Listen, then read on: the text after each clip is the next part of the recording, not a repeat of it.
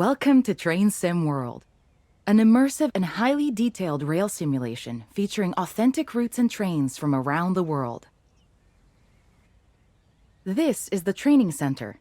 Here you can learn about how to navigate and interact with the world, as well as how to operate the many trains. Let's start by looking around. Find each of the markers and look at them.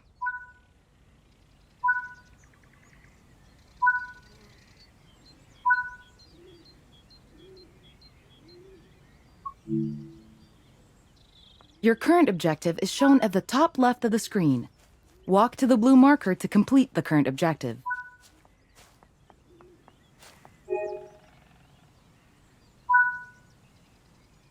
You've been awarded some action points. These are displayed in the top right corner of the screen and count towards your overall experience level for the game. This is one of the many types of route tasks to be discovered. Keep an eye out for many more types and styles of route tasks, which can involve placing, collecting, or fixing a variety of things. Head into the main building, and you'll continue your induction there.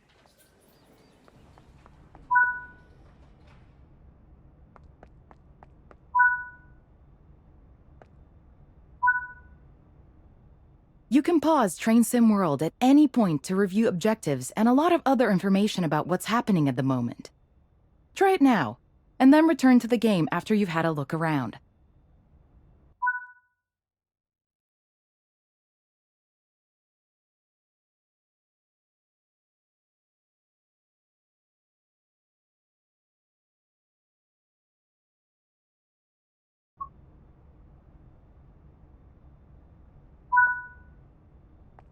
Now that we've covered some of the basics of moving around and interacting with the environment, let's take a walk through the building and find the trains.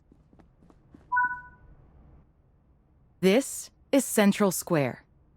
From here, you can explore the main training center depot and surrounding yards.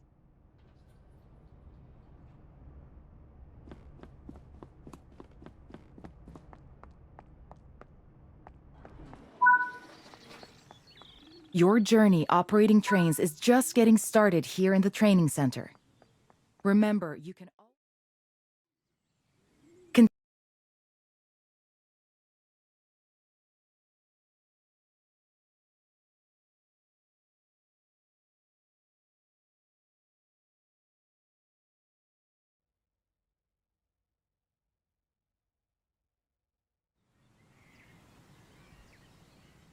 This module will cover the on-screen overlay, known as the heads-up display or HUD, that is shown when you are in control of a train.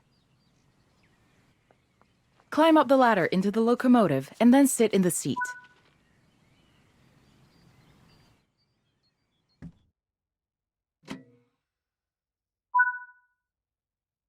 Welcome to the most important seat in the train. While sitting here, you'll be in full control. Before you think about moving the train, though, let's look at the HUD overlay that's appeared on the bottom right. The heads-up display is a guide to what your train is doing. The main part of the HUD is the speed display. A white bar will appear around the outside to show your current speed, and the red mark indicates your maximum permitted speed. This is the direction display. An arrow will indicate forward, reverse, and neutral directions. This is the power display. A number will indicate what position the power or throttle control is in. These are the brake indicators. The exact ones shown will vary by train and will often be visible in the train itself on various gauges. They tell you what's happening in the braking system. The most important one is the BC or brake cylinder. If that's reading 0, then your brakes are released. Anything else, and brakes are applied and you won't be able to move. Every train can have small variations in the HUD unique to the way it works, but they will mostly look the same. As you learn to control new trains, study the HUD and learn how it helps you operate it. If you want to see this again, you can rerun this training module at any time.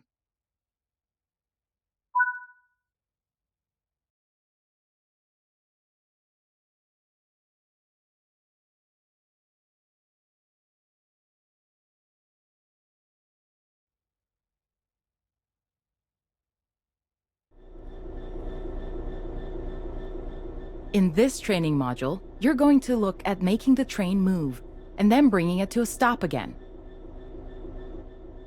While many trains have different controls and are operated in different ways, there are basically always 3 controls that are common and are required to move the train. The reverser sets the direction between forwards and backwards. The brakes are used to slow or stop the train. The throttle controls how fast the train accelerates. We want to move the train forwards, so move the reverser in that direction. Keep the brake control and release until you can see the brake pipe control needles are reading 5 bar, pointing. Watch the brake cylinder, or BC gauge, to see it gradually reduce to 0, which tells you that the brakes are now fully released and you can move the train. Apply some throttle to get the train moving.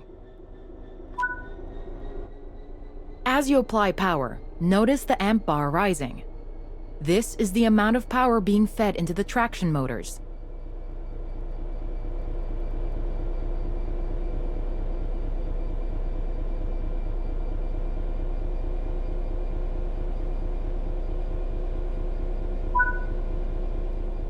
Now that you've reached your target speed, you can move the throttle control back to 0. The train will then coast on level ground, and the train will only slow down very gradually.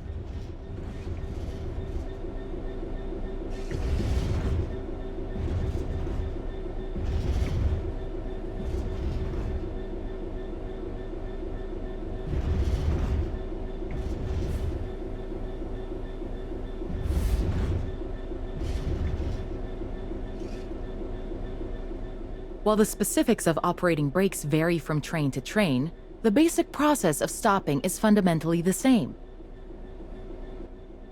Bring this train to a complete stop by holding the brake control in the apply state until you see the brake pipe control needle in the center of your cab desk showing about 4 bar. The amount of braking you'll need to apply also varies depending on whether you're going uphill or downhill, and how heavy your train is.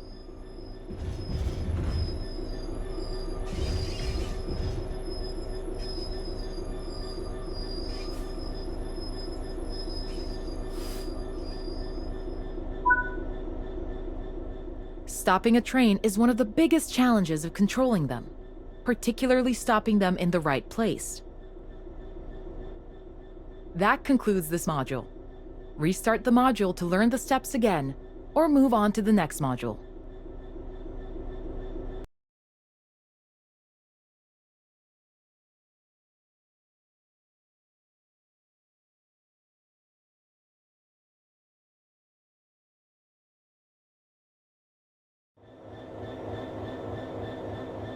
This module will go over the fundamentals of operating junctions to change the path your train will take, and how to navigate using the map.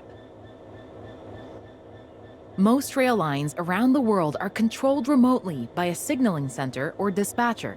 From the perspective of the train, the direction taken is automatic. But within yards and depots, many small and frequent movements are required. This makes remote control of the track impractical. In these locations, the direction taken is manually controlled. You can set junctions by either walking up to them and interacting with them, or going to the 2D map and changing them from there. Let's change this junction by hand first. Walk over to it and change it by operating the lever. Notice how the point blades move on the track. Try moving it a few more times until you can see how it works.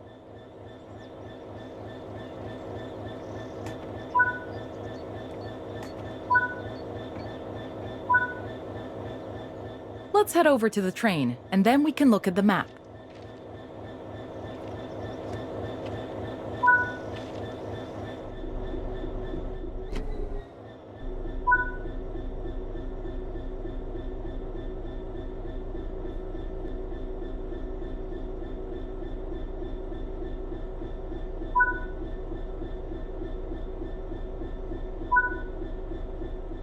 Your junctions are set correctly. Let's get the train moving and see it all working. If you can't remember how to make the train start and stop, there is a training module you can rerun to remind yourself. Keep the brake control and release until you can see the brake pipe control needles are reading 5 bar. Watch the brake cylinder, or BC gauge, to see it gradually reduce to 0, which tells you that the brakes are now fully released and you can move the train. Apply some throttle to get the train moving.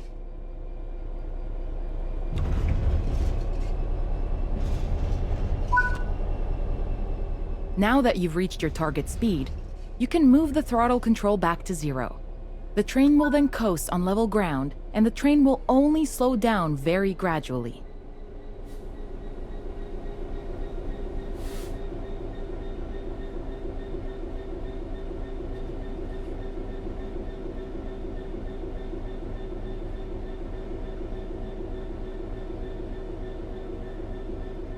Bring this train to a complete stop by holding the brake control in the apply state until you see the brake pipe control needle in the center of your cab desk showing about 4 bar.